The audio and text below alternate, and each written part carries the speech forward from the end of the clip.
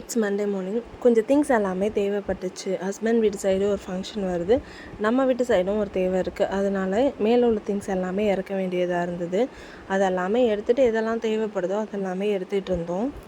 அப்படியே வீட்டுக்கு ரெகுலர் யூஸ்க்கு கப்பு, சின்ன சின்ன கிளாஸ் வெசல்ஸ் இதெல்லாமே எடுக்க வேண்டியது இருந்தது. அதெல்லாமே தான் பார்த்து எடுத்து வச்சிட்டு இருந்தேன். இதெல்லாம் சாம்பார் பரிமாறுறதுக்கு, சட்னி பரிமாறுறதுக்கு, இதுக்கெல்லாம் விசேஷத்தப்போ ரொம்பவே சூப்பராக இருக்கும். சந்தன பேலா, அப்புறம் இந்த சுண்ணாம்பு வைக்கிறது, இது எல்லாமே தான் எடுத்து வச்சுட்டு இருந்தேன்.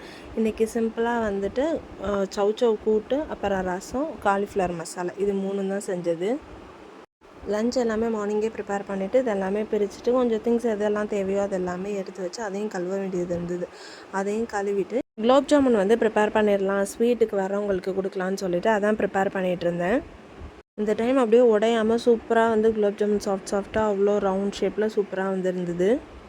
வீடியோவில் மீட் பண்ணலாம். பாய்.